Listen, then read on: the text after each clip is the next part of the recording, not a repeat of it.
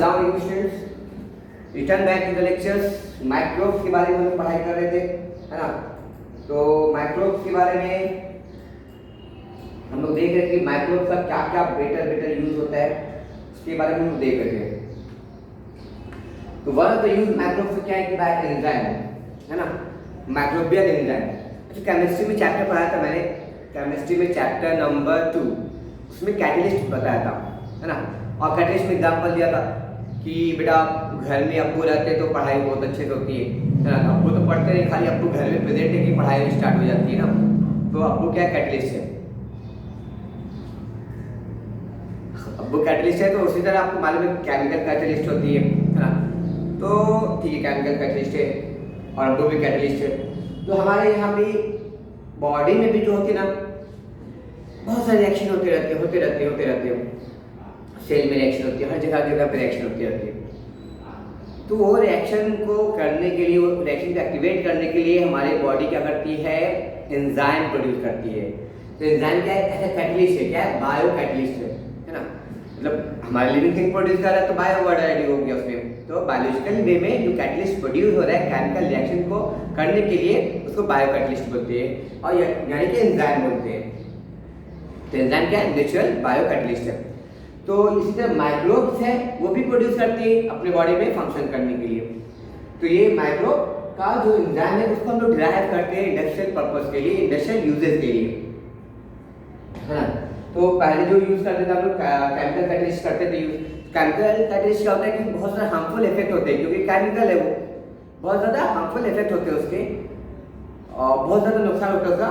लेकिन ये जो बायो कैटलिस्ट है ना, जो कि माइक्रोबियल एंजाइम, इसके एडवांटेज बहुत है। हम लोग लिस्ट देखेंगे, इसके एडवांटेज हमें काम आएंगे जब हम लोग पढ़ने वाले। तो वो यूज होता है केमिकल इंडस्ट्री में, यूज होता है। तो देखते हैं इसके एडवांटेज भी हम लोग। ये माइक्रोबियल मतलब माइक्रोब से क्या करें, एंजाइम डिराइव करें और उसको यूज करें, है ना। अब ये देखो, इसका प्रूफ क्या है कि these enzyme are active at low temperature, है ना। ज्यादा टेम्परेचर नहीं चाहिए हमें इसको एक्टिवेट करने के लिए, पीएच भी ज्यादा नहीं चाहिए, लो पीएच पे काम करता है, नॉर्मल पीएच पे प्रेशर भी ज्यादा नहीं चाहिए, है ना। तो ये सब अगर नहीं चाहिए तो मतलब ये पास एनर्जी कम चाहिए, है ना। तो एनर्जी हमारा बच रहा है, इन्हें हीट करनी पड़ जाता है, गर्म करनी पड़ जाता है, ऐसा कुछ है नहीं। तो इसकी वजह से क्या एनर्जी हमारा बच रहा है ना। प्लस जो चीज से हम कर जो एपेटाइज यूज करें उसको ये कोरोशन नहीं करते हैं, है ना। कोरोशन या इरोजन खराब नहीं करते, डिस्ट्रॉय नहीं करते। तो यहाँ पे लिखा हुआ इरोजन नहीं करता। तो हमें इरोजन प्रूफ महंगे एपेटाइज जो होती है ना, कॉस्टली एपेटाइज, वो भी रिक्वायरमेंट नहीं है। कोई भी नॉर्मल एपेटाइज से इसको डिराइव कर सकते हैं, इसको रख सकते हैं उसमें। तो इरोजन प्रूफ इंस्ट्रूमेंट हमें रिक्वायरमेंट है नहीं है, क्योंकि ये इरोजन कोरोशन नहीं करता है। कौन, माइक्रोबियल एंजाइम ना। और क्या एडवांटेज, इसका एडवांटेज देखते हैं। तो ये सब एडवांटेज था इसका ना, आल्सो नॉट नेसेसरी, ठीक है। उसके बाद enzyme carry out specific process, specific काम है, करते हैं, खास काम कर रहा है। ये नहीं कि अलग अलग चीज पे क्या कर रहा है कि डाले तो वो काम दूसरा काम भी करने लगे, दूसरा काम भी करने लगे। एक पार्ट स्पेसिफिक टारगेट को क्या करते हैं, फिक्स करते हैं। तो हमारे लिए ठीक है ना। दूसरे चीज क्या होते हैं, इफेक्ट से बच जाते हैं, हमारे लिए प्रोसेस इजी हो जाता है। अननेसेसरी बायो प्रोडक्ट जो बनना, वो क्या होता है, बच जाता है। जब अननेसेसरी बायो प्रोडक्ट नहीं बनता है तो हमारे एक्सपेंसेस बच जाएंगे कि भाई वो बनाने के सॉल्व के साथ में कुछ और भी बन गया, है ना। तो वो जो एक्स्ट्रा चीज बन गया उसको हटाना पड़ेगा, उसके लिए अलग एक्सपेंसेस। तो जो हमारा एक्सपेंसेस क्या हो रहा है, बन जा रहा है, प्यूरिफिकेशन के लिए क्या हो रहा है, मिनिमाइज हो जा रहा है। यहाँ पे ये फायदा हो रहा है इसका बायो माइक्रोबियल एंजाइम से यूज करेंगे तो, है ना। अब एक microbial enzyme reaction, elimination and decomposition of waste material are reduced, enzymes can be used. और ये एंजाइम वापस से यूज कर सकते हैं, है ना। अब इसमें वेस्ट मटेरियल तो निकला नहीं था, क्योंकि वो स्पेसिफिक टारगेट को टच करा, तो वेस्ट मटेरियल से भी नहीं निकलते। Plus enzyme can be used, तो सच तो enzyme by microbial enzyme are eco friendly होता है, इसलिए इसका यूज बहुत ज्यादा और रिसर्च हो रहा है इसका ज्यादा से ज्यादा यूज करने के लिए।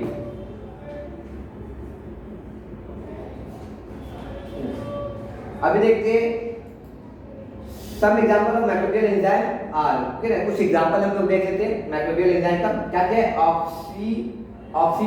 ऑक्सीडो रिडक्टेज, है ना। ये है इसका नाम थोड़ा अलग अलग नाम रखते हैं, थोड़ा साइंटिस्ट बोलते हैं हम लोग जीनियस है, नॉर्मल पब्लिक को जैसे नाम दे देंगे इजी, तो पब्लिक का भी वैल्यू नहीं देगी, इसलिए सर जान कुछ के बड़े बड़े नाम रखते हैं। तो ऐसा परेशान नहीं सब में। देखो ये लास्ट वर्ड सही में बेटा ट्रांसफेरेज है, हाइड्रोलाइसिस है, लाइस है, आइसोमेरेज है, लिगेसेज है। तो ये है, तो इसका फंक्शन क्या है, इसका नाम याद रखो थोड़ा, अब काम आएगा। ऑक्सीडो रिडक्टेज क्या होता है, काम आता है बेटा, ये ऑक्सीजन और रिडक्शन रिएक्शन होता है ना, ऑक्सीडेशन और रिडक्शन रिएक्शन करते हैं, ट्रांसफर करने के काम आता है, हाइड्रोलाइसिस रिएक्शन करने के काम आता है ना। लाइसेस है वैसे ना, कुछ ना कुछ ऐसे सब काम आते रहते हैं। लिगेंड से केमिकल जोड़ने के काम आते हैं, ये सब काम ऐसे आते रहते हैं।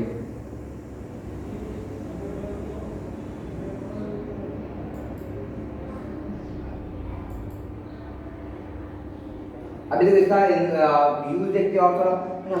अभी ये जो एंजाइम यूज होता है, एक बैक्टीरिया है, बैक्टीरिया का नाम क्या है, बैसिली एंड स्ट्रेप्टोमाइसिस, है ना। ये जो बैक्टीरिया है, ये बैसिली एंड स्ट्रेप्टोमाइसिस, ये बैक्टीरिया यूज होता है कॉर्नफ्लावर। कॉर्नफ्लावर में क्या है, स्टार्च है, स्टार्च को ये जो कॉर्नफ्लावर में स्टार्च को कन्वर्ट करता है किसमें, ग्लूकोज एंड फ्रक्टोज शुगर में कन्वर्ट करता है। कौन कर रहा है, एंजाइम। एंजाइम का नाम क्या है ना, ये कॉर्नफ्लावर स्टार्च किसे ड्राइव हो रहा है,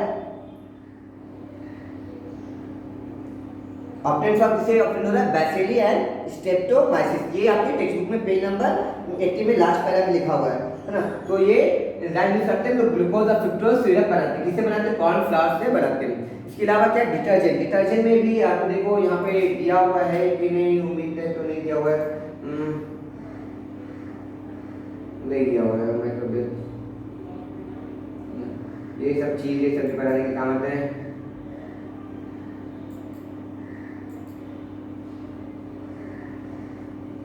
देखो डिटर्जेंट है ना, डिटर्जेंट। अब ये डिटर्जेंट में देखते हैं ना हम लोग, डिटर्जेंट में यहाँ पे ब्लू जो एरियल या ये सब जो भी होता है ना, टाइट और ये सब रिंग, उसमें अलग अलग थोड़ा पिगमेंट जैसे लगते हैं ना, छोटे कलरफुल होते हैं, या उसमें एंजाइम डाला होता है। वो एंजाइम क्या करता है कि आप कभी क्या करें, कुछ खा पी रहे ना, बिरयानी खाए और बिरयानी आपके थोड़ा इस पे गिर गया, शर्ट पे ना, कपड़े पे, वाइट कपड़े पे गिर गया, तो वो जल्दी निकलती नहीं है।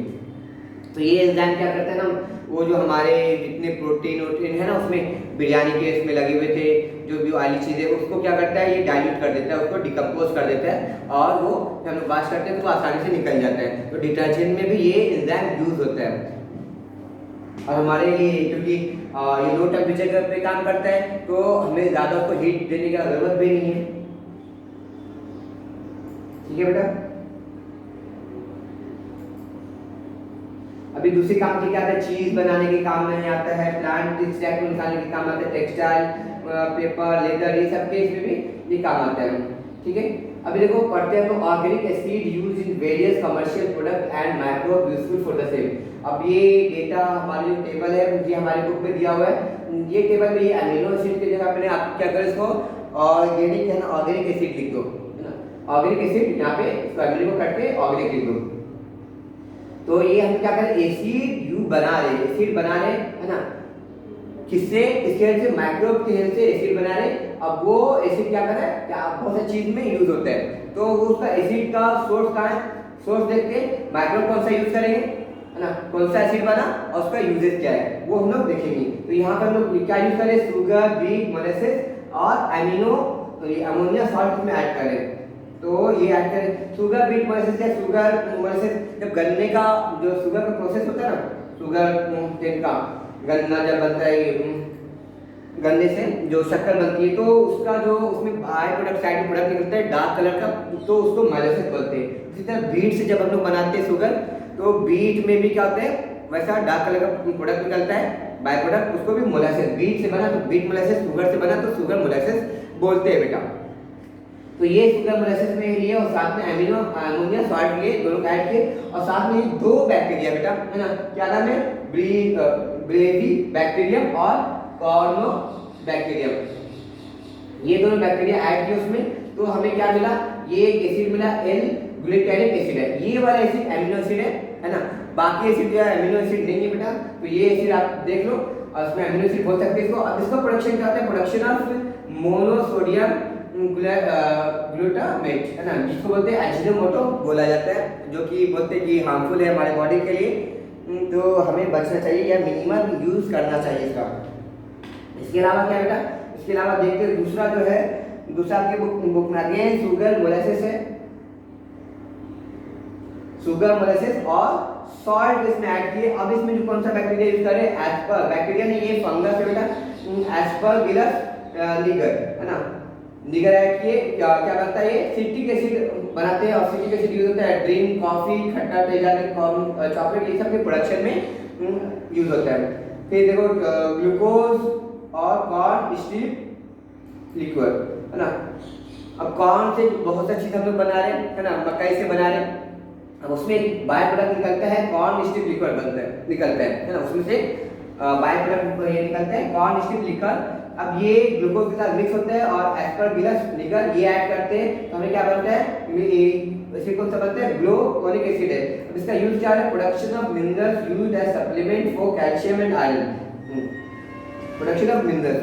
अब ये जो आयरन ये कैल्शियम का टैबलेट खाते हैं ना, तो उस टैबलेट में क्या होता है, ये डाला जाता है, ये वाला एसिड डाला जाता है, कैल्शियम एसिड ऐसा या आयोनिक ग्लूकोनिक एसिड ऐसा डाला जाता है, उसमें हम लोग यूज करते हैं।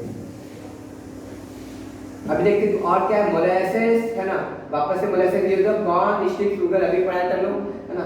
अब इसमें कौन सा डाले, लैक्टोबैसिलस है ना और डेल ब्रेन की है ना, ये वाला बैक्टीरिया यूज की। ये क्या करता है, लैक्टोबैसिलिक एसिड दही को क्या था, लैक्टिक एसिड में कन्वर्ट किया। अब ये लैक्टिक एसिड यूज हो रहा है क्या, नाइट्रोजन सोर्स के लिए और प्रोडक्शन ऑफ विटामिन के लिए। नाइट्रोजन सोर्स के लिए तो मतलब मुझे नहीं लगा कि ऐसा पक्का है, शायद इसमें मिस्टेक में आया होगा, लेकिन ये प्रोडक्शन ऑफ विटामिन इसके लिए यूज होता है, अलग अलग विटामिन के लिए यूज होता है। फिर अगेन मोलेसेस और कॉर्न स्टीव लिक्विड है, एस्परगिलस ये ईस्ट है, बीटा कोनियस ओके, ये यूज किए तो क्या हुआ, इटाकोनिक एसिड यूज हुआ।